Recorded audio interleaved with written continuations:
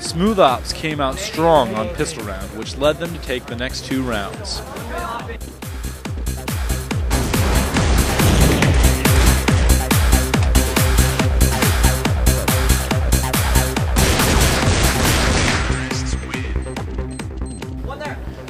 But in the 4th round, their momentum was stopped.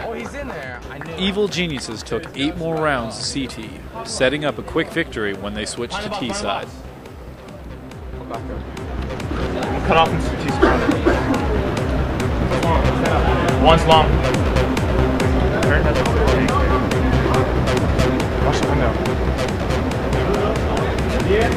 We're here at the Winter CPL with Matt Stevenson of the Evil Geniuses. You just came out of your victory tonight.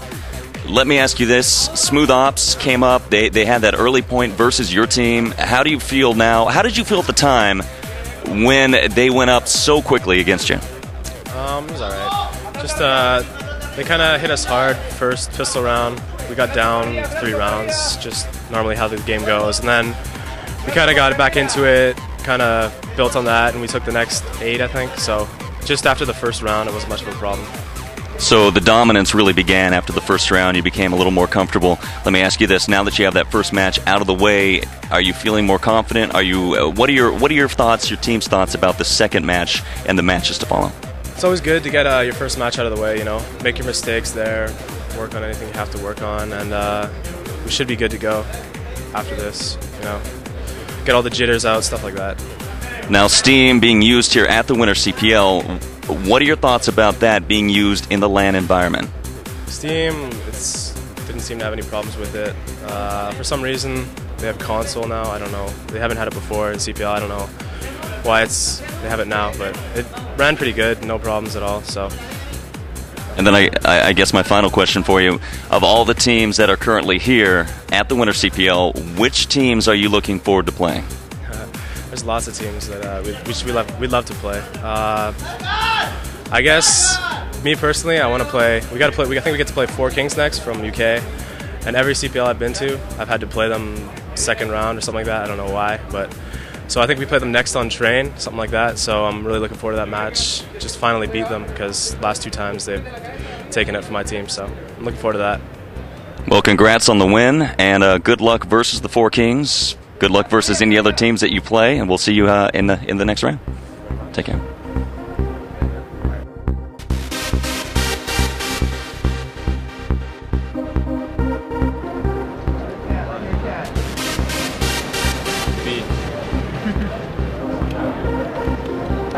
What you guys got?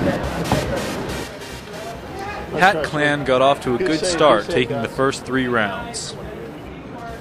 Super came back, winning the next few rounds, starting a battle for control of the match.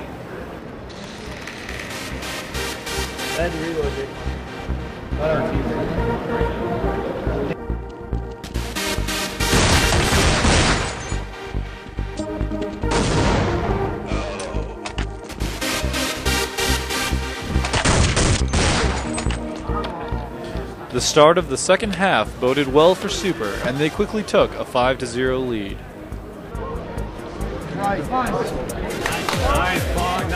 Hat Clan fought back, winning the last 3 rounds and taking the match. Come on!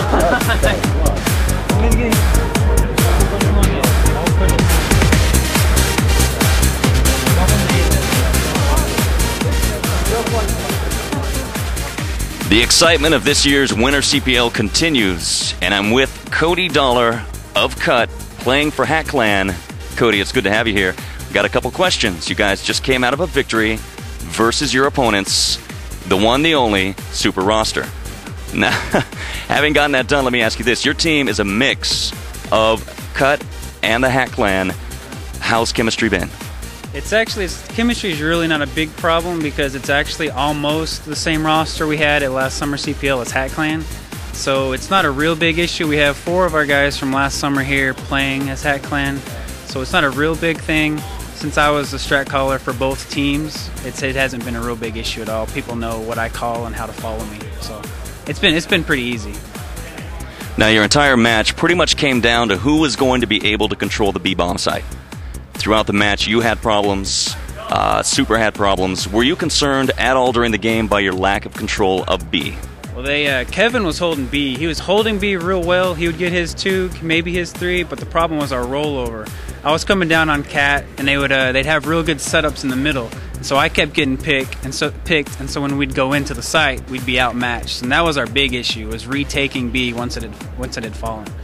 So honestly, like on Catwalk, if me and Frog could have more efficiently gone through the tunnels and come into B a lot easier, it would have been a lot easier for us. But unfortunately, we weren't able to do that, and kind of cost us a couple rounds. So. Now, in the second half, the second set, you guys lost the first 5. You came into that first half looking very good.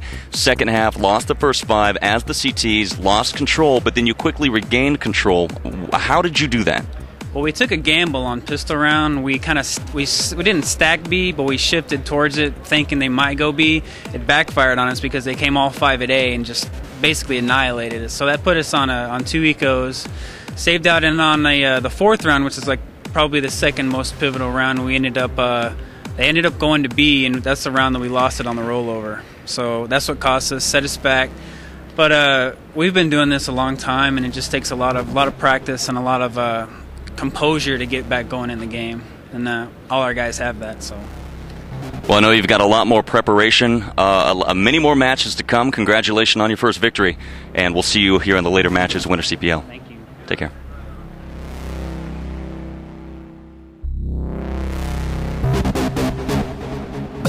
Well, CT side, we basically did the default where we had 2 cat. Actually, we had 3 cat, and Chauncey made the choice to send me and both Kevin to B for the first time in the match because he thought they were going to do a B strat. So I basically went behind the 3 boxes on the left where the bomb plant is, and it was peeking in there. Kevin basically distracted him, and I just started picking him off back and forth, and I ran behind the middle box, and they 2 split out. The bomb was on the left, and the other guy was on the right, and I just realized the guy on the left was shooting at me with the deagle, so I flicked over and shot him in the face, and then turned around and got the other guy crouching, spamming through the box. I got him out, so that's basically what happened, and it worked really well. And that was all good to Chauncey. Nice job. Thanks.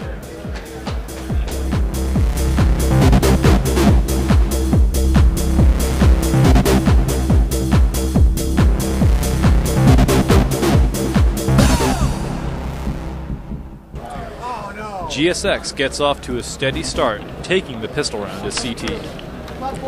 A well-executed B-rush by Zero Fade steals the second round from GSX, forcing them to save for the next 2 rounds. Zero Fade's momentum didn't last long, and GSX comes surging back. Well-timed rotations by GSX overwhelm Zero Fade's defenses and allows them to take the half 7-5. One outside. I got him flashing over. One outside. On the right. Planting at the wall. Griff of Zero Fade steps up his game in the second half and makes GSX work for their win. Let's make him come on you.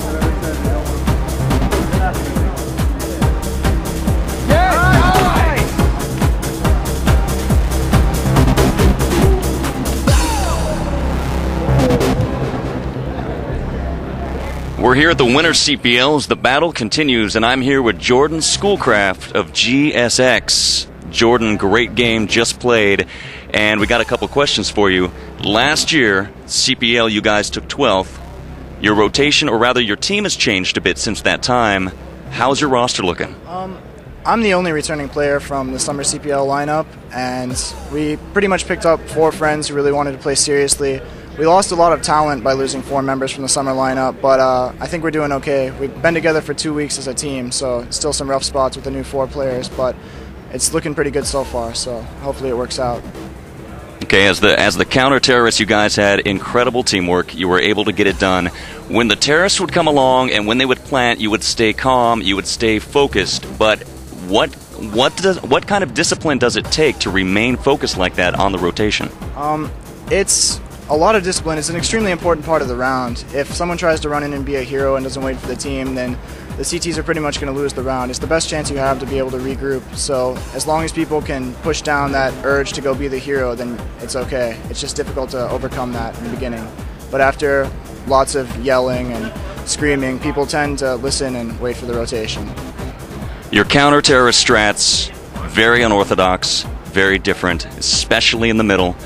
Why break tradition? Why try something new on a map like DE Dust 2?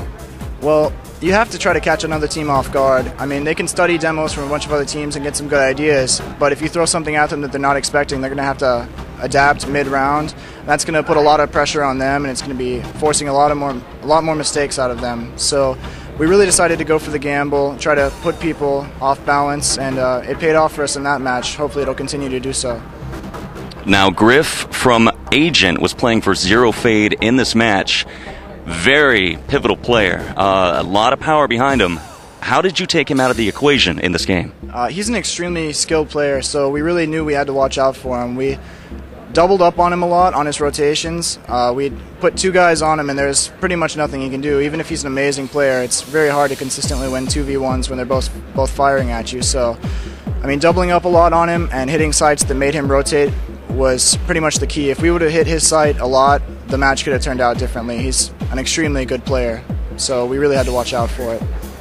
Well, Jordan, good luck. You guys had a great first round here. You've got some other great teams you're going to be facing.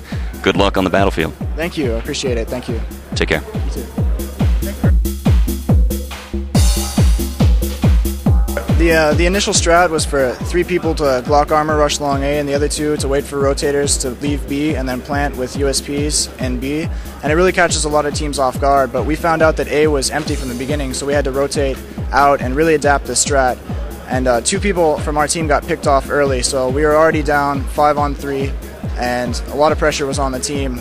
Mikey did an extremely good job staying alive, so he held a lot of attention while Dang and I were able to flank from long A and push up.